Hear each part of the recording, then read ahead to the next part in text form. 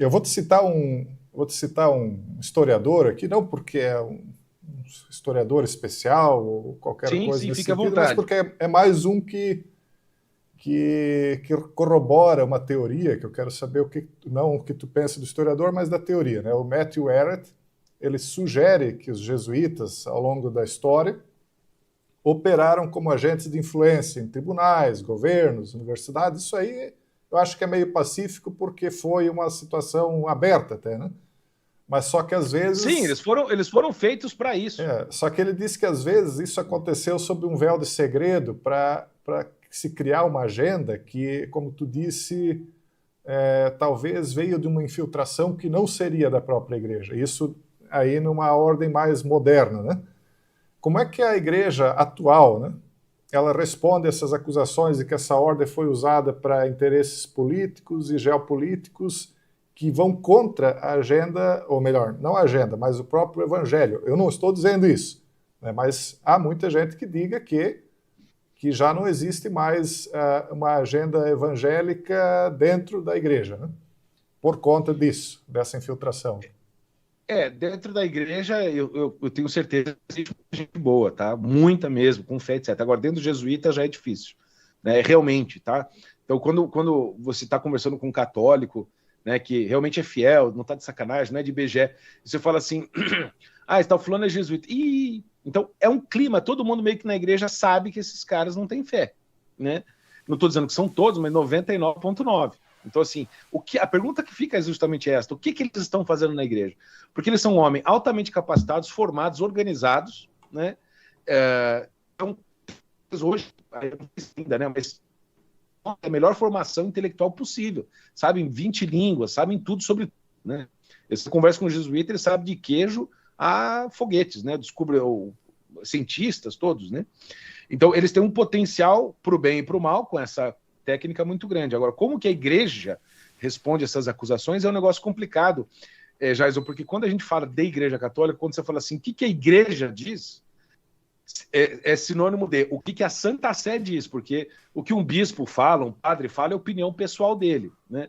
Agora, isso tem que ser exarado ou pelo próprio Papa reinante, ou então pelo Papa com os bispos do mundo inteiro, né? Numa forma de concílio, por exemplo. E nunca houve uma coisa do tipo, né? Um pronunciamento oficial. Nunca se respondeu a essas acusações, talvez justamente para não dar credibilidade a elas, né? Então, quando você não responde, fica aquela coisa, né? Você não admite, mas também não nega. Então, a igreja não tem uma palavra oficial sobre isso. Como que a igreja, vamos dizer assim, eu diria, entre aspas, né? Assim, como que o Espírito Santo está resolvendo esse problema? É assim, o Espírito Santo permitiu, né, vamos dizer assim, influenciou a igreja para que ela não ficasse fixa nessas ordens já que estão muito corroídas, né? Muitas estão. São raras as ordens que não estão corroídas, né? Há poucas, como cistercienses, cartuchos, os frades mínimos, as trapas, né, os monges trapistas, são algumas ordens que estão bem conservadas, né? Tem umas que têm a mesma regra há milênios, né? Mas no geral não, estão muito, muito complicados. O que aconteceu de mudança positiva? Surgiu o que é chamado da igreja de comunidades, né? De vida consagrada, que é, por exemplo, a do Frei Gilson, né, que é famoso aí, né? Ele diz, ele é carmelita, ele se veste uma roupa carmelita, que é uma ordem que tem quase 1000 anos. Só que ele não é da ordem carmelita, ele é, por assim dizer, de inspiração carmelita. Mas é uma comunidade recente, que não tem 50 anos, que é chamado Carmelitas Mensageiros do Espírito Santo, né? Que são missionários. Então, o que está acontecendo agora? Como essas ordens estão muito corrompidas, estão surgindo comunidades inspiradas nestas, mas que não têm ligação formal justamente para não se submeter à corrupção das mesmas. E tu acredita que essa corrupção ela vem de um relaxamento da fé? É algo da natureza do ser humano que está ali dentro? Ou é realmente uma agenda proposital de alguém que se infiltra na igreja e tenta sabotar o que seria o cristianismo ou o cristocentrismo, né? Já eu acho que são as duas coisas, tá? A natureza humana e uma infiltração proposital, ou seja, natureza humana caída, né? Porque assim, tudo bem, a gente olha os evangelhos, a gente vê que dos 12 apóstolos, um já era um traidor. Só que nós não podemos esquecer que dos 12, tirando Judas, então dos 11, apenas um ficou fiel até o fim, que foi São João. Ficou no pé da cruz. O resto, todo mundo fugiu. Ninguém, não sobrou ninguém. Então, ou seja, dos 12, um permaneceu fiel. Então, ou seja, nós temos o time de primeiro escalão de Cristo, né? Pessoas que, infelizmente, negaram a fé por um tempo, mas negaram. Né? Só sobrou um, quer dizer, vai sobrar um remanescente, como Deus sempre diz, né? Tem um grupo sempre de fiéis que não abandonam, mas normalmente a maioria oscila, né? Que é sustentada por esse pequeno grupo. E dentro da igreja não é diferente. Você tem, né? Vamos dizer assim, pessoas que simplesmente por suas fraquezas pessoais acabam estragando a coisa. E existe sim muita infiltração. Quando você pega esses livros especializados, sei lá, em espionagem política estatal, né? Tipo KGB e coisa do tipo, eu tenho dezenas de livros desses aqui em casa, né? Do Robert Collar, por exemplo, é um deles. Ele chama-se Espiões no Vaticano. Ele conta, é um livro inteiro, ele era um agente de inteligência da CIA, acho que não, da CIA não, do Exército Americano, e ele conta ali em milhares, centenas de páginas, as infiltrações dentro da igreja ter a fé. Né? Desde escuta telefônica até falsos padres, agentes, etc.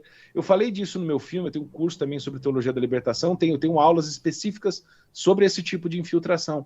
Quando você pega, né, aqui tipos como Frei Beto, né, que é bem famoso, eu vou dizer isso aqui apenas como uma hipótese que é levantada, não estou afirmando nada, precisando depois tomar um processo, né? Mesmo porque eu não tenho provas disso, mas é uma coisa que especula-se entre historiadores de que ele seja um agente cubano, porque ele vai todo ano para Cuba, ele foi formado em Cuba, era amigo pessoal de Fidel Castro, e foi um agente importante de fomento da teologia da libertação aqui no Brasil, em várias instâncias. Trabalhou no governo Lula no alto escalão, né? Ajudou a unir Cuba com o Brasil. Ele que foi um dos idealizadores do Foro de São Paulo, né? Dos programas assistencialistas do Lula. Né? Ele é um cara que, quando o Lula foi preso a primeira vez nos anos 80, ele estava lá. Quando tentou separar da dona Marisa, ele estava lá. Quando ele foi preso agora em 2016? Não, 19, né? Que foi preso. 2019 ou 18 ali, não lembro mais quando o Lula foi preso, acho que 18, né? Ele também estava lá. Então ele é uma figura presente em todos os lugares, né, importantes da história latino-americana do movimento revolucionário. E você tem esse homem dentro da igreja. Ele é um frei ainda, dominicano. E, no entanto, ninguém os comunga, ninguém faz nada. Né? Ou seja, eu sempre me pergunto o que está acontecendo. Eu tenho as minhas teses. Né? Tu acha... Agora, eu acho que ele é um agente do serviço cubano, mas isso é um achismo, não tenho prova nenhuma. Eu ia te perguntar se tu acha que, com essa suposta infiltração, isso já pode ter levado algum desses infiltrados ao papado, se tornar um papa. Olha, não sei. Não sei. Não tens mas, uma opinião. Olha, não tenho opinião. Mas, assim, nós já tivemos pessoas moralmente muito ruins no papado. Muito mesmo. Pessoas que fizeram horrores em termos morais, né? Doutrinais nem tanto. Acho que não sei um caso. Talvez o Francisco seja um dos que chegou mais na linha amarela, né? Mas, moralmente, muita gente ruim, que fez muita coisa feia, né? Mas assim, que tenha comprovadamente um infiltrado. Talvez o único, Jason, que me ocorreu à cabeça foi o Papa Pio IX, tá? Que é do século XIX, que foi um dos papas que mais ficou no pontificado. Ele é o antecessor de Leão XIII, que dá o nome ao Leão XIV agora. Ele morreu em 1878 e o papado dele foi 1848, uma coisa assim. Foram uns 30 anos, mais ou menos, 30 e poucos anos de papado. E ele foi eleito com o apoio do movimento liberal, não liberal no sentido brasileiro, né, que a gente entende, né, como o Partido Novo, mas liberal no sentido filosófico, né, modernista, e também com o apoio da maçonaria. Isso é público e notório, todo mundo sabe disso. Né? Tanto que São João Bosco, né, o famoso Dom Bosco, quando o Papa foi eleito, o pessoal gritava viva Pio IX, viva Pio IX, e o Dom Bosco, para tirar aquela imagem, né, das crianças que ele cuidava, que eram daquela imagem do Pio IX associado à maçonaria, ele dizia, gritem, vive um Papa, pelo amor de Deus, para não colar aquela imagem, né, a um movimento revolucionário. Só que o Pio IX passou, logo no início do seu pontificado, por traumas muito grandes com esse movimento que o elegeu, né, que o ajudou a eleger, e no fim ele se torna um dos piores inimigos dessa raça. Ele condena, escreve documentos, persegue, excomunga e vai atrás, né? E foi muito combatido pela maçonaria que o ajudou a colocar lá. Então, é um caso que eu sei que tem um cara que entrou que é comprovadamente apoiado por essa gente. Ele não era maçom, mas era apoiado. Né? E no fim ele se virou contra eles, né? Foi por uma graça divina, mas outros eu não tenho nenhuma... Não poderia dizer que existe, porque não tenho prova ou evidência. Bernardo, as conclusões que eu chego assim, do que tu está me falando, e aí tu pode me corrigir se eu estou errado também, é que tu entende que o que o Papa Francisco fazia ia por um caminho equivocado, né, contrário àquilo que tu acredita, e que o novo Papa, ele, como tu disse antes, ele trouxe um alívio, uma certa, né, um ar de alívio, como tu comentou, né? Mas pelo que eu sei, e aí eu peço correção também se estiver errado, o Papa Francisco ele indicou a maioria dos cardeais que votaram, né, e elegeram um novo Papa. Por que tu... E 108 de 133, dá uns 80% mais ou menos. Com base nessa afirmação, por que tu tem esperança de que vai ter uma mudança? Embora aparentemente sim. Será que não é só a aparência das coisas? Não tem como saber, né, Jair? Porque assim, é o que eu disse, qualquer previsão que você faz de conclave é errada e qualquer previsão que você faz de papa é errado. Muitos papas mudaram. Veja, quando São João Paulo II entrou, e ele é famoso por combater o comunismo, ele tinha uma linha mais de esquerda. Depois que ele tomou aquele tiro, que foi encomendado pela KGB, notoriamente, né, todo mundo sabe,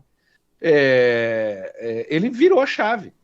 E aí foi para cima dos caras e derrubou a União Soviética.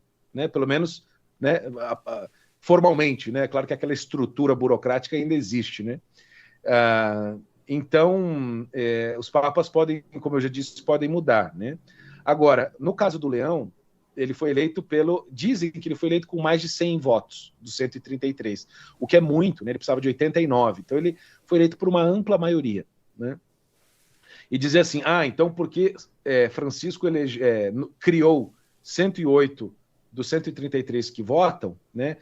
Vai ser imediatamente transferida a imagem dele.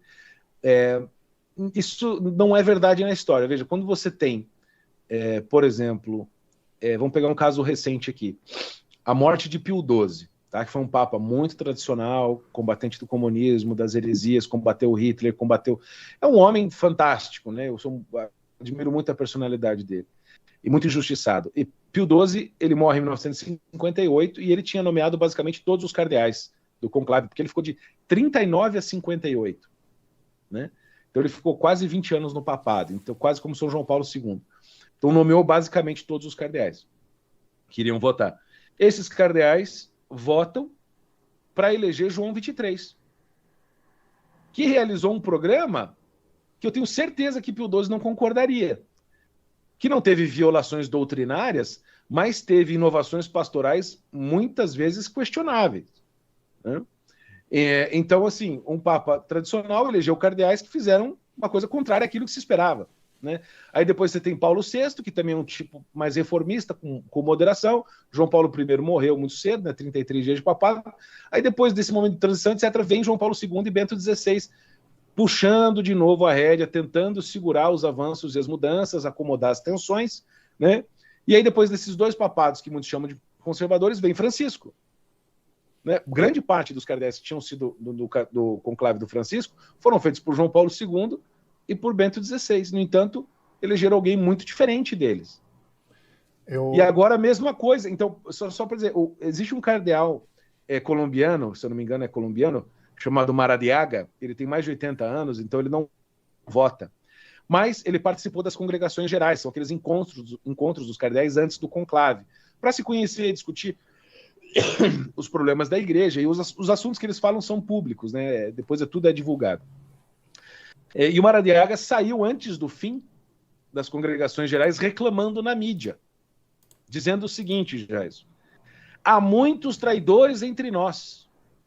E aí porque ele é teologia da libertação, comunista e tal. Mas o que o senhor quis dizer com isso, Eminência? Aí ele disse, porque há muitos que foram criados pelo Francisco que não querem que a agenda dele continue. Isso é traição, não tem gratidão. Quando eu li aquilo, eu falei, Francisco II não vem. E aí me acendeu um alerta. Por quê? A dinâmica da igreja é muito complexa. Então, você tem hoje, Jair, me desculpe se eu estiver me alongando aqui, mas você tem, é que é preciso dizer isso, você tem na igreja hoje, o Francisco fez isso, uma pulverização dos cardeais pelo mundo inteiro. Antes era muito concentrado na Europa e nas Américas, né?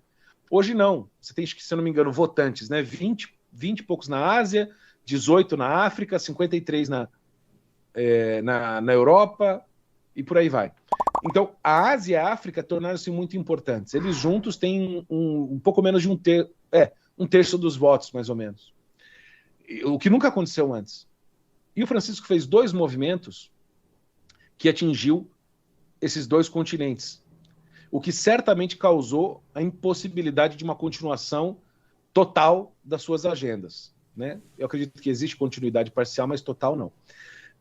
A primeira foi a África, quando Francisco publicou aquele documento em 2024, acho que foi o 23, chamado Fiducia Supplicans, que era um documento que falava que, em certas ocasiões, estava tudo bem dar uma bênção para casais do mesmo sexo. Não uma bênção sacramental, formal, mas uma bênção, sim, vamos dizer, né, tipo, Deus te ajude um pouco mais, né?